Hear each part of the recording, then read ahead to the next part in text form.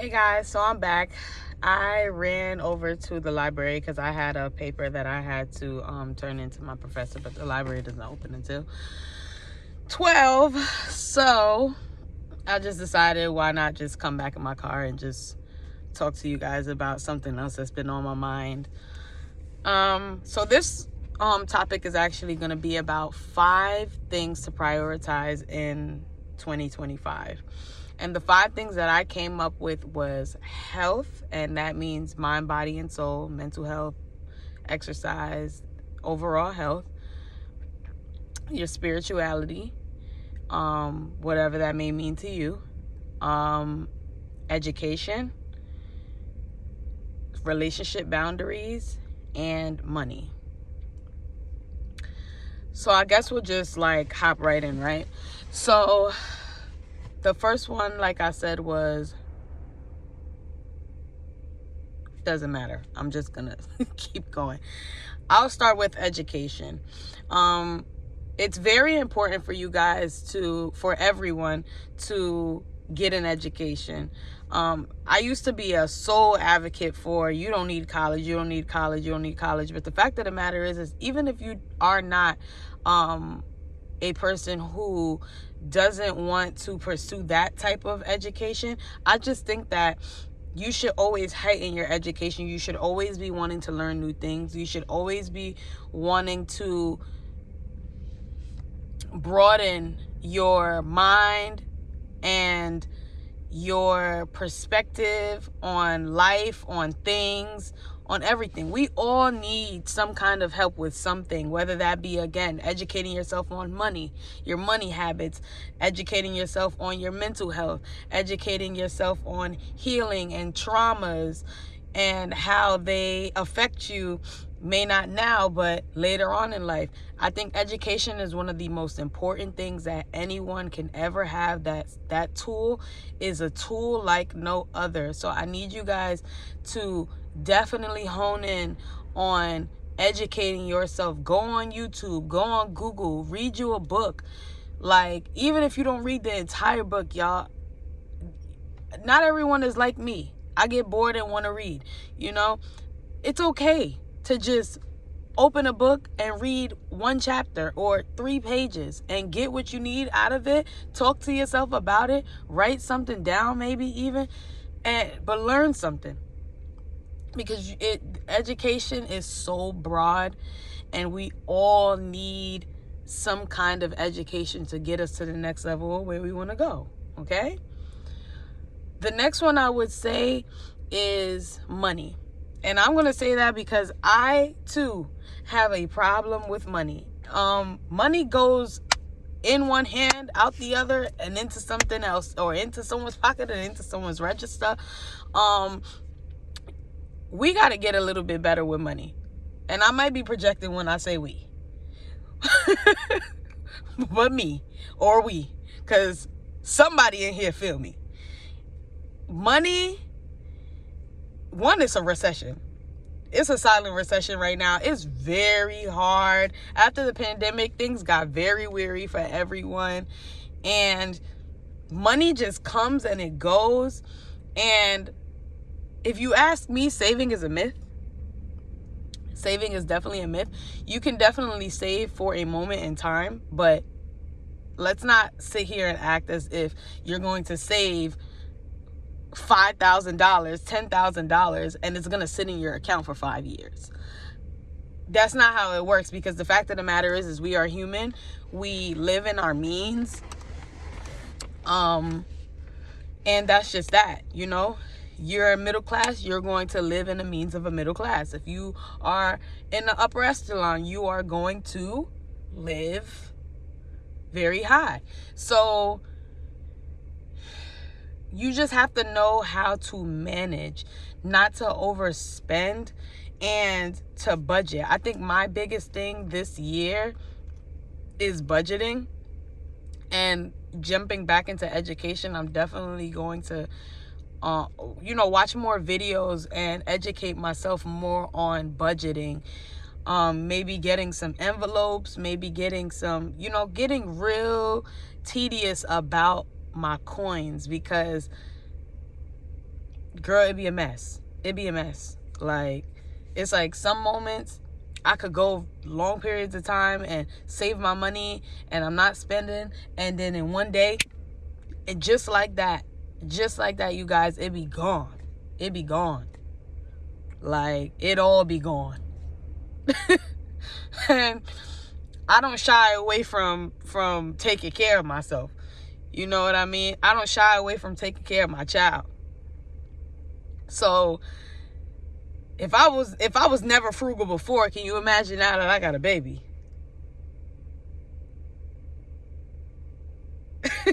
Like, so you guys, like, I think that budgeting, we just really gotta get on it. And again, I might be projecting when I say we, but when I say we, I mean me. But it can be we too, because I ain't the only one.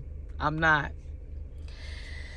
The next one will definitely be spirituality. And whatever that means to you is what it means to you. But as far as for me, I have a very big goal to just get closer to God. I pray every single day. I don't shy away from telling the Lord how I feel. I feel personally the Lord is really a girl dad.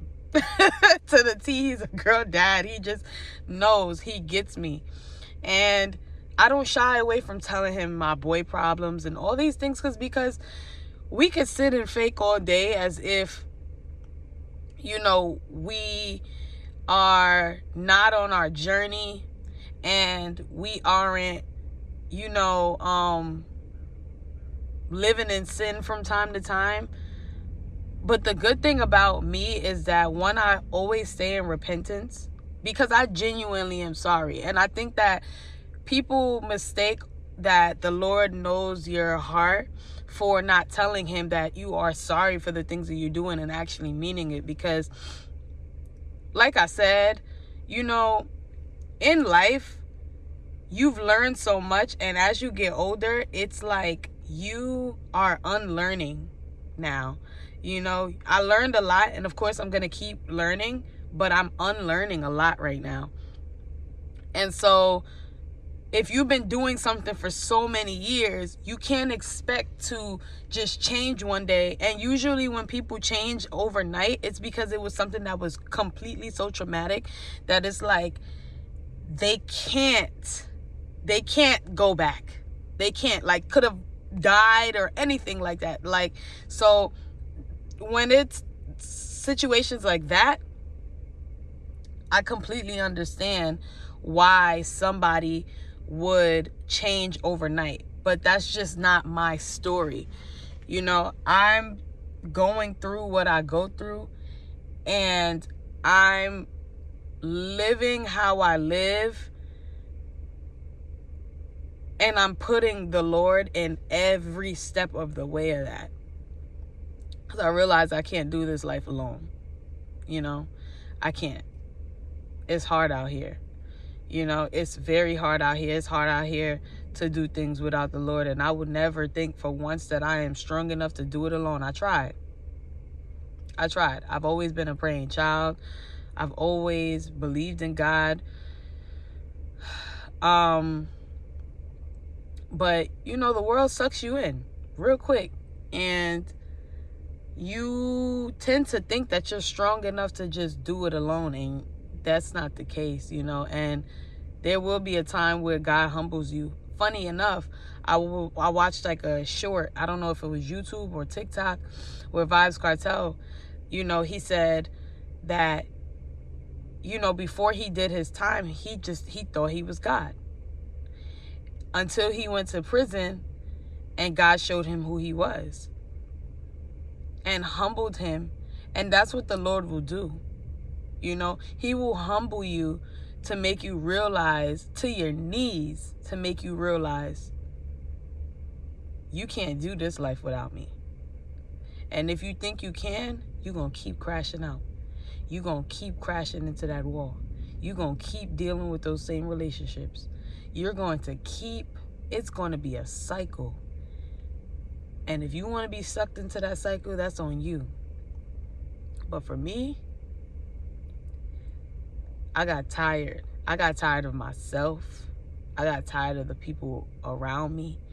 I got tired of my situations. You get tired, you know? So genuinely, my goal is just, again, to be closer to God and for him to help me right my wrongs, you know?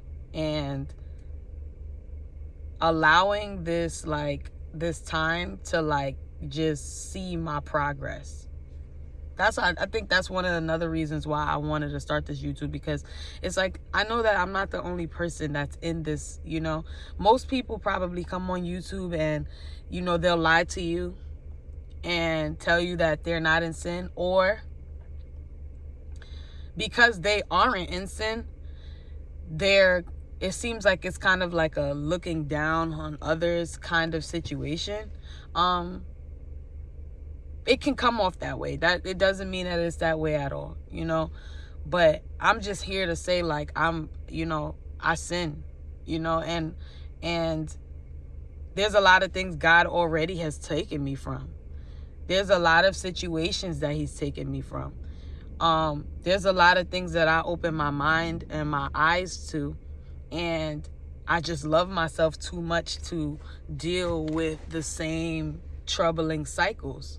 And just knowing that I can't do it without him makes things a lot better for me. Because in all reality, God makes it work.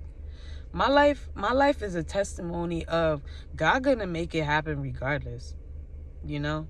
And you just have to stay a good person. You just have to love even when you're not being loved. And you gotta pray even when you don't feel like it sometimes. And I think this is like one of my favorite topics, because the Lord has done so much for me, and I know he could do so much for you. And he loves you. He loves you, and he cares about you. He cares about your circumstances. And I want you to know that the Lord wouldn't put you through anything that you can't get out of, that you can't be strong enough to remove yourself. So that's just like the biggest thing. So we got spirituality, we got money, education, relationship boundaries. Yeah. So relationship boundaries, you guys.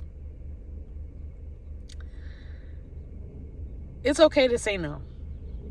It's okay to say no. It's okay to say no. It's okay to say no. It's okay to not answer the phone. It's okay to not answer the door. It's okay to shut down. It's okay to cry. It's okay to mourn. It's okay to grieve. It's all okay.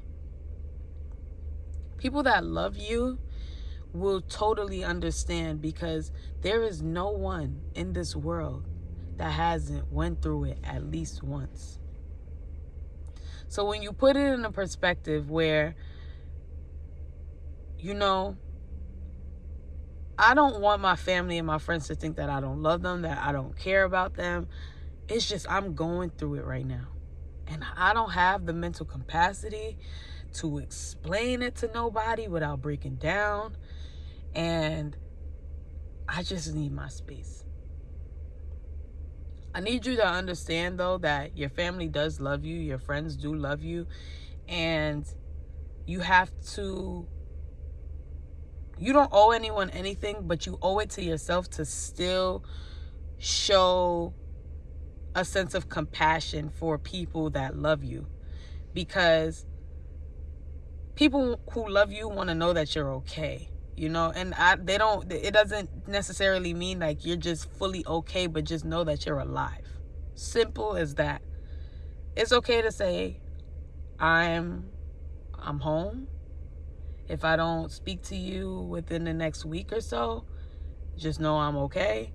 I just need some time. It's just closed mouths don't get fed. You got to speak up for yourself. you know. And I had a trouble with that, with just people pleasing and wanting to people to just think that I'm good and that it all is together. And no. And I'm tired of that. I'm tired of that, you guys. I'm tired of that. If I'm not okay, I'm not okay. And that's okay. It's okay to not be okay. I promise you.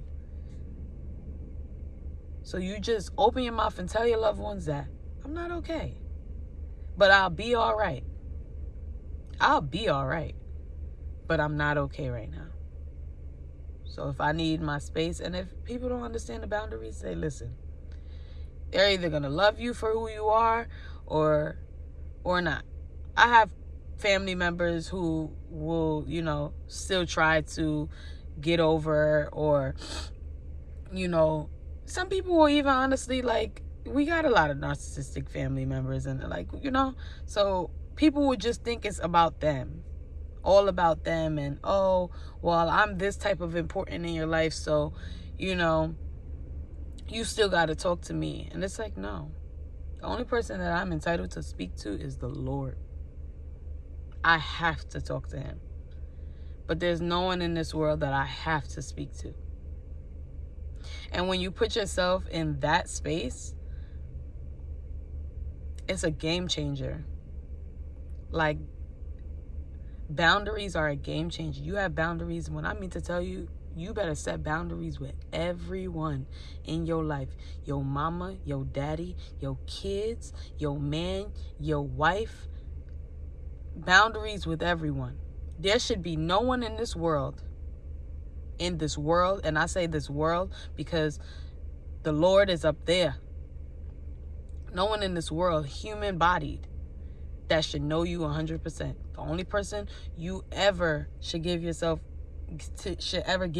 like that to is the Lord. Period, point blank.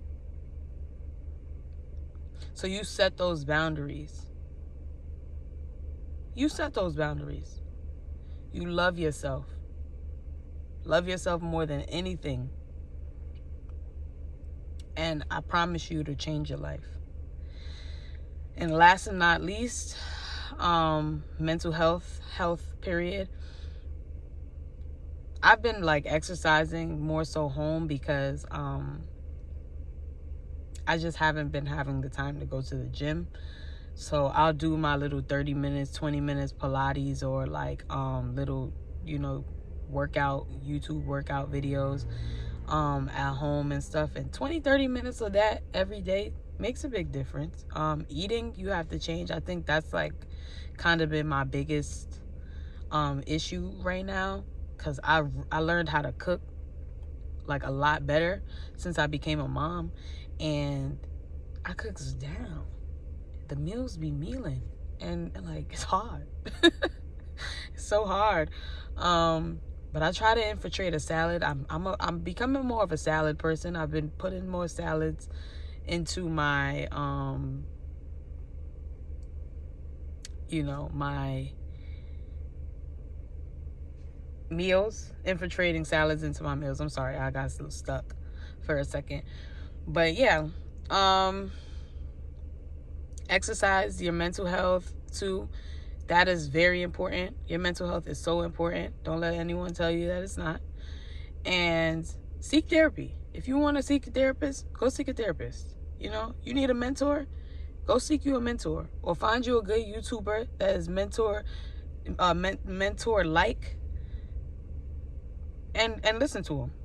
Right now, like, my YouTube mentor is Level Up Guru. I love her. I spoke about her in my last video because, yeah, she eats so bad, like, and I yearn for like a big sister type of energy, you know, because me and my sister just aren't close. We grew up in two different households. We're like 10 years apart. So, and she's like grown. So, and we live in two different states. So sadly, we never got the, we never found the time in life to be closer. But nonetheless, I love her, you know. We've went through our issues and stuff like that, but family's family. So that's that. But yeah, I look towards like just older figures, and that's why I feel like I need a mentor the most right now. I'm trying to really find that. Like, I'm definitely gonna look for something of that sort, because I really want to find me like a good woman that I admire, that I want to be like. Of course not on no envious or weird, but just like, ooh, this is like, you're a goal. That's what I want. And I can't wait to be that for somebody else, you know. But those are the 5 things that I feel like we should all prioritize this year. Like I said, our relationships, money, education, our health, and boundaries.